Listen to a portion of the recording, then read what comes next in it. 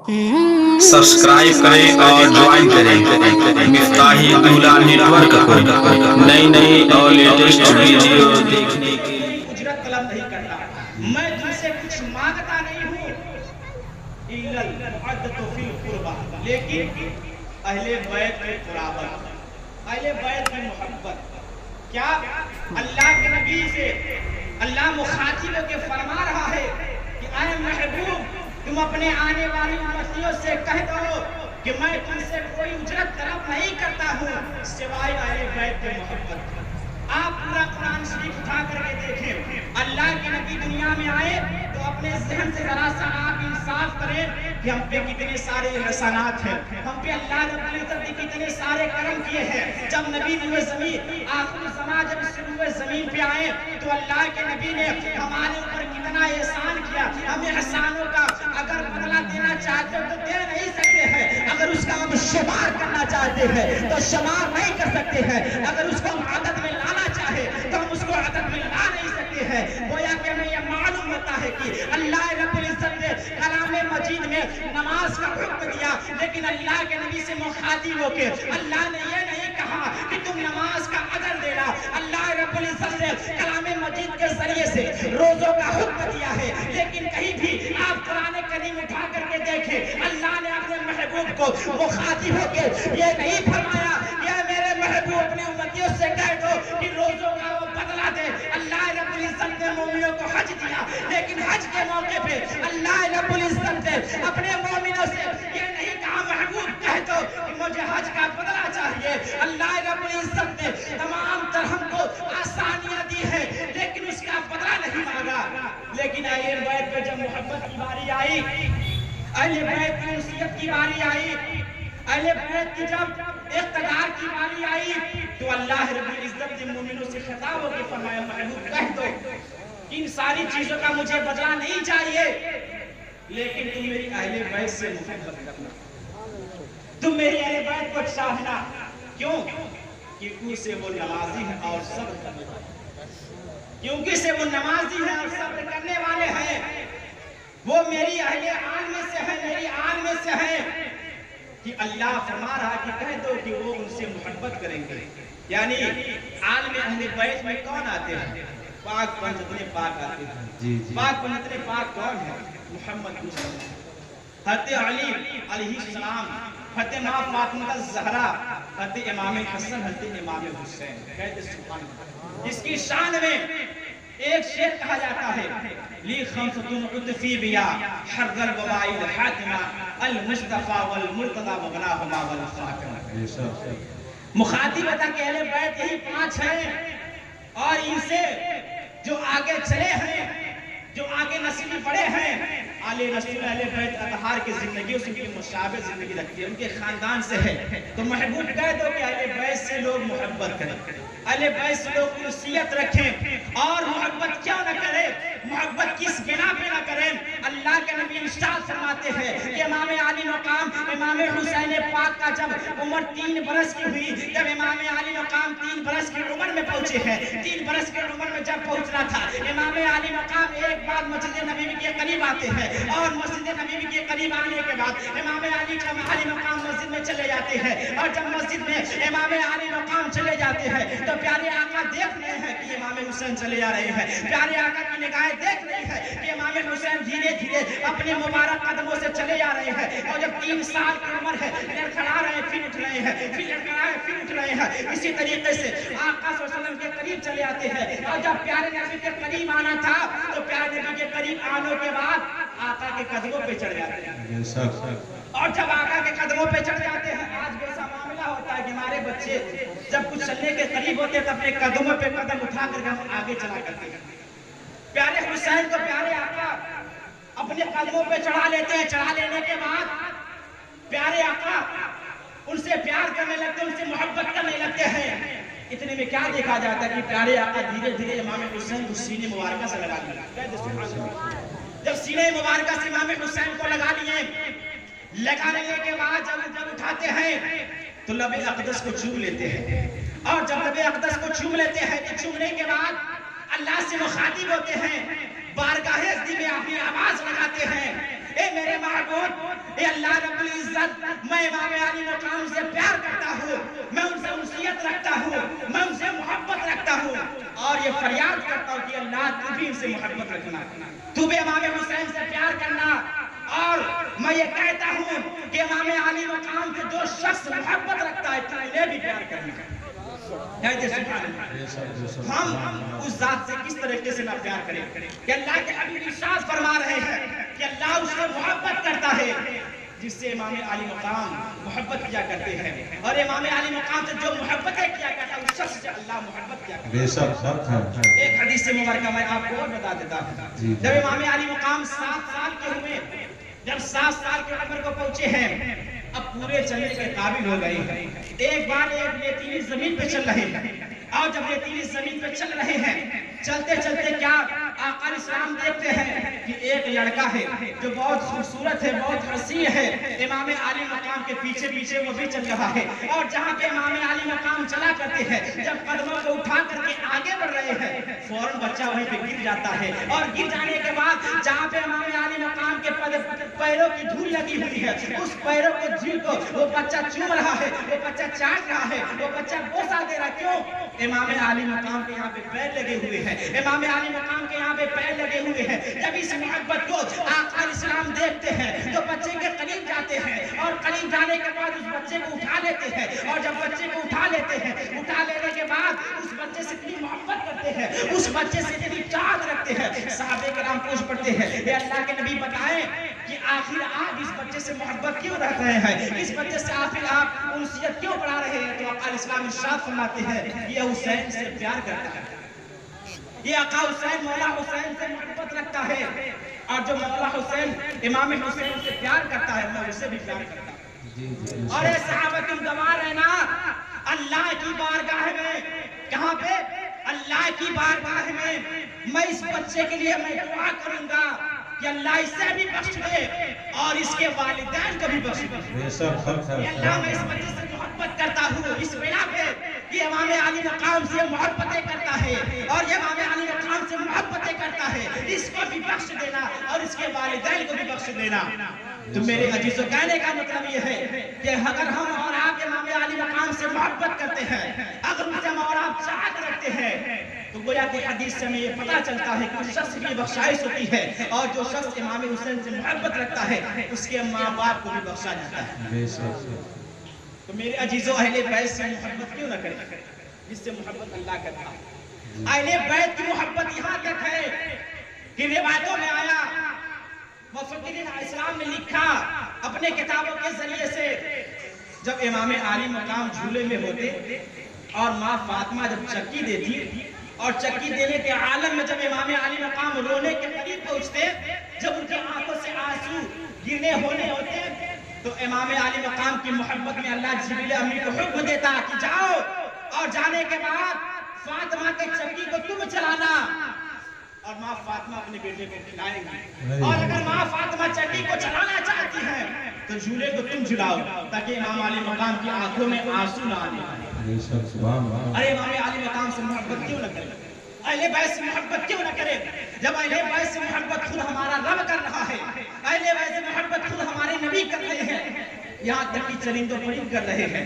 جانور کر رہے ہیں، نباتات کر رہے ہیں۔ ارے کتنا بڑا کرب و بلا کا یہ احسان ہے، کتنا بڑا ان کا کرم ہے کہ آج ہم محبت کیوں نہ کریں۔ اگر کرب و بلا کی سرزمین پہ وہ جنگیں نہ ہوتی تو آج انسان بھیڑ اور بکریے کی طرح اپنی زندگی کو گزارتا۔ یہ کربلا والوں کا احسان ہے، یہ امام حسین کا احسان ہے کہ آج ہمیں بیٹھنے کا طریقہ معلوم ہے، یہ امام حسین کا احسان ہے کہ آج ہمیں چلنے کا طریقہ معلوم ہے، یہ امام حسین کا احسان ہے کہ آج ہم کلام ہوتے ہیں ہمیں وہ طریقہ معلوم ہے، کس طریقے سے ہم کہاں جائیں گے تو رسوا نہیں ہوں گے، کس طریقے سے کہاں جائیں گے تو ہماری عزت بڑھ جائے گی، وہ طریقہ آج ہم تک ملا ہے، وہ قرآن آج ہم تک ملا ہے، وہ نماز آج ہم تک ملی ہے۔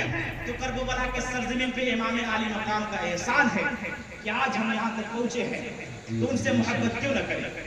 جب تک ہمارے اندر جان باقی رہے گی، جب تک ہمارے اندر ایک خون کا قطرہ باقی رہے گا، ہم اپنی نسلوں کو سکھاتے رہیں گے۔ اسی طریقے سے ہر سال امام علی مقام کی نام پہ محبت کا ثمرہ تو پیش کرنا اپنے ذکر اذکار کا خیر مقدم کریں۔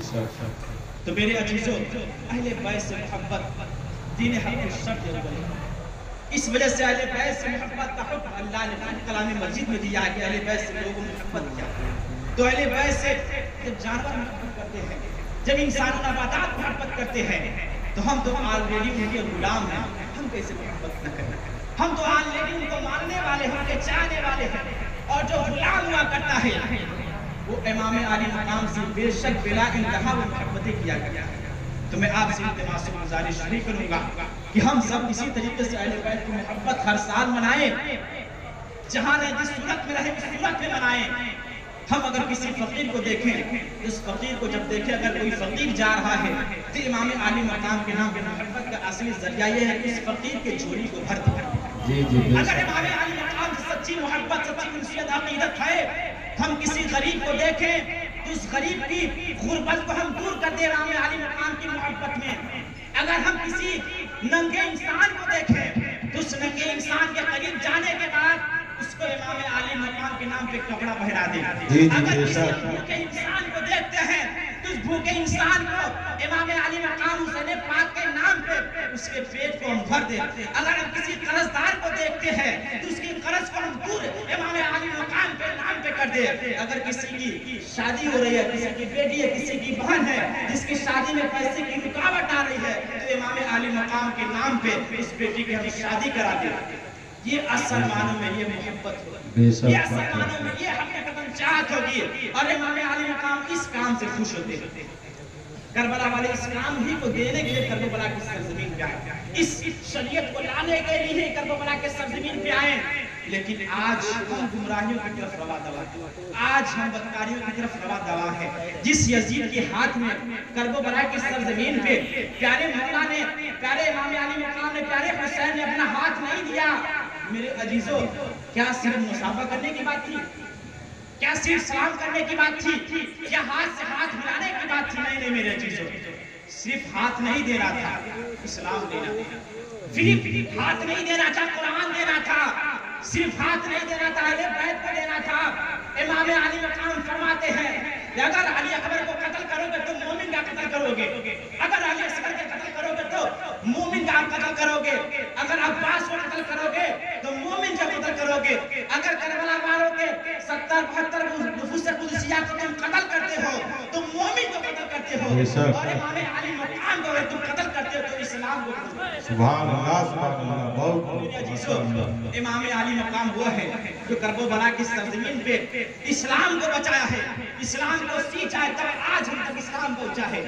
تو میں عرض کر رہا تھا، صرف ہاتھ دینے کی باری نہ تھی، صرف مصافحہ کرنے کی بات نہ تھی، بلکہ یزید نے وہ شرطیں رکھی تھی، معاذ اللہ وہ شرطیں رکھی تھی۔ وہ شرطیں کون سی تھی آپ کو معلوم ہے، آپ کو پتا ہے؟ آپ نے کبھی اپنے خطیب و امام کے ذریعے سے، آپ لوگ تو ویسے ہی میں نے سنا تاریخ کے حوالے سے بہت پہلے سے عام ملاد کراتے چلے آ رہے ہیں، تو آپ نے سنا ہوگا کہ یزید کا یہ شرط تھا، یہ مطالبہ تھا، یزید شراب پیتا تھا، وہ شراب کو عام کرانا چاہتا تھا۔ یزید جوا کو کھیلا کرتا تھا، اس کو عام کرانا چاہتا تھا۔ یزید ہر ایک وہ کام کرتا تھا جو اسلام سے خارج تھا، اور وہ اپنا اسلام لانا چاہتا تھا، وہ اپنا مذہب لانا چاہتا تھا۔ اور ایک روایت میں یہاں تک آ گیا کہ اگر کوئی ایسی ماں ہے جو بیوہ ہو گئی ہے تو یزید نے کہا اس ماں سے اپنا خود کا بیٹا شادی کر سکتا ہے، نعوذ باللہ۔ آپ بتائیں، یزید نے یہ اسلام امام علی مقام کے ذریعے سے ہم تک پہنچانا چاہا، لیکن امام علی مقام اس گھرانے میں پلے ہیں جس گھرانے کی کیا شان ہے، جن کے نانا سلطان الانبیاء، جن کے بابا سلطان الاولیاء، ماں سلطان الجنت ہیں، ان کے گھرانے سے حسین پاک کا تعلق ہے۔ حسین پاک کو جانتا تھا کہ امام علی مقام اگر میرے ہاتھوں پہ اپنا ہاتھ رکھ رہے ہیں تو آج سے جو میں کہوں گا وہ ہونا شروع ہو جائے گا، اس وجہ سے کہ اس وقت میں نہ نبی بچے ہیں، اس وقت میں نہ علی بچے ہیں، اس وقت میں نہ امام حسین بچے ہیں، امام حسن بچے ہیں، اس وقت میں نہ فاطمہ بچی ہے۔ اگر کوئی آخری چراغ بچا ہوا تو امام حسین ہے۔ اگر حسین میرے ہاتھوں پر اپنا ہاتھ رکھ دیتے ہیں تو سارے مدینے والے، سارے امام حسین سے پیار کرنے والے، ان کی اسلام پہ چلنے والے میرے ہاتھوں پہ بیعت کریں گے، اور آج سے میری تاریخ رچی جائے گی، آج سے میرا اسلام رچا جائے گا، آج سے شراب نوشی کو عام کر دیا دیا جائے گا، آج سے چغل خوری کو عام کر دیا جائے گا، آج سے زنا کو عام کر دیا جائے گا، آج سے بیوہ ماں سے بیٹا شادی کر سکتا ہے. یہ شرطوں کو رکھا. امام عالی مقام ان شرطوں پہ کیسے اترتے؟ محاصل گفتگو یہ ہے کہ نماز کی حالت میں سجدہ شکر ادا کر کے امام عالی مقام نے کربلا کی سرزمین پہ اپنے سر کو کٹا دیا، لیکن اپنا ہاتھ یزید کے ہاتھ میں نہیں رکھا، اپنا دین یزید کے ہاتھ میں نہیں دیا. امام عالی مقام کا وہ احسان ہے جس کو آج ہم فراموش کر بیٹھے ہیں. امام عالی مقام اتنی تیر اور تلواروں کے برسات کے ساتھ پورے خاندان کو لٹا کر کے اور خود گردن کو کٹا کر کے، لیکن کیا دیکھتے ہیں کہ گردن بھی وہ ہے جو نیزے پہ قرآن کی تلاوت کر رہا ہے. اور آج ہم کس طریقے کے مسلمان ہیں، آج کس طریقے سے ہم اپنے امام حسین سے محبت کا دعویٰ کرتے ہیں کہ فجر کی نمازیں نہیں پڑھتے ہیں، آرام سے سوئے ہوئے ہیں. آج کس طریقے سے امام حسین سے ہم محبت کا دعویٰ کرتے ہیں کہ جب ہمارے گھروں میں کسی کا انتقال ہوتا ہے اس وقت ہم قرآن کو کھولا کرتے ہیں. آج کس طریقے سے امام حسین سے محبت کرتے ہیں جب ہمارے گھر میں تیجا یا 40واں یا 10واں یا 20واں ہوتا ہے اس وقت ہم قرآن کو کھولتے ہیں. وہ قرآن جو نیزے پہ چڑھ کے بولنے لگا، وہ قرآن جو نیزے کے اوپر چڑھ کے قرآن شریف کی تلاوتیں کرنے لگا، اس قرآن کو آج ہم کن کن موقعوں پہ کھولا کرتے ہیں. جب قسم کھانے کی باری آتی تو عورتیں کہتی لاؤ قرآن میں قسم کھاتی ہوں. میرے عزیز امام عالی مقام نے نیزے پہ چڑھ کے یہ دعوت نہیں دیا کہ اس قرآن کو تم قسم کے لیے اٹھانا، اس قرآن کو صرف تم تیجا 40 کے دن اٹھانا، بلکہ اس قرآن کو ہمیشہ ہر روز تم تلاوتیں کرنا. اس وجہ سے اس میں تمہاری ہدایت ہے، اس میں تمہاری رہنمائی ہے، اس میں تمہاری پیروی ہے، اس میں تمہارا چلنا ہے، اس میں تمہارا بیٹھنا ہے، اس میں تمہارا سونا ہے، اس میں تمہارا ایمان ہے، اس میں تمہارا حکمت ہے، اس میں تمہارا علاج ہے. تو یا قرآن کریم ایک ایسی کتاب ہے کہ اگر آدمی کچھ کوئی چیز تلاشے تو قرآن کے اندر مل جائے گی. تو آقا حسین کے وہ نیزے پہ سر چلاتا رہا، قرآن شریف کی تلاوتیں کرتا رہا. آج مومنوں کو قرآن شریف کی تلاوت کی ضرورت ہے، آج ہم کو نمازوں کی ضرورت ہے جس نماز کی حالت میں. اور یہاں تک یہ فرمایا جاتا ہے کہ نماز ایسی نماز کہ آج ہم 5 وقت نمازیں چھوڑ دیتے ہیں. جب میں نے نمازوں کو اٹھایا تو کربلا کی سرزمین میں نے ایک تاریخ دیکھی کہ امام عالی مقام کربلا کی سرزمین پہ 3 دن سے بھوکے اور پیاسوں کی حالت میں سارے نمازوں کو اٹھا کر کے جب خیمے کے قریب لا رہے ہیں، لیکن اس کشمکش میں ان کی ایک تہجد کی نماز تک نہیں چھوٹی تھی. اس بھیڑ میں ایک تہجد کی نماز نہیں چھوٹی تھی. آج ہم 500 وقتوں کو چھوڑ کے کتنے آرام سے سو رہے ہیں کہ کچھ ہوا ہی نہیں. میرے عزیزوں میں ضرورت ہے کہ امام عالی مقام نے جو دعوت دیا، جو تبلیغ دیا، جو ہم کو حکم دیا، جس چیز کو بجا لائے، آج وہ کام ہم کریں تاکہ اصلی حسینی ہم کہلائیں، تاکہ اصلی غلامان حسینی مصطفیٰ ہم کہلائیں. اور آقا کے نزدیک جب ہماری حاضری ہو تو غلام حسین کے نام سے ہمیں پکارا جائے. انہی چند باتوں کے ساتھ میں اپنے جملے کو ختم کرتا ہوں. مولا کی بارگاہ میں دعا ہے کہ اللہ اس میں اگر کہنے سے یا سننے سے کوئی غلطی کوئی خامی پیش آئی ہو اپنے فضل و کرم سے معاف عطا فرما، اور سب سے ان باتوں پہ مجھے عمل کرنے کی توفیق خیر عطا فرما. استغفر اللہ رب العزت و جلالہ. السلام علیکم و رحمۃ اللہ تعالی وبرکاتہ.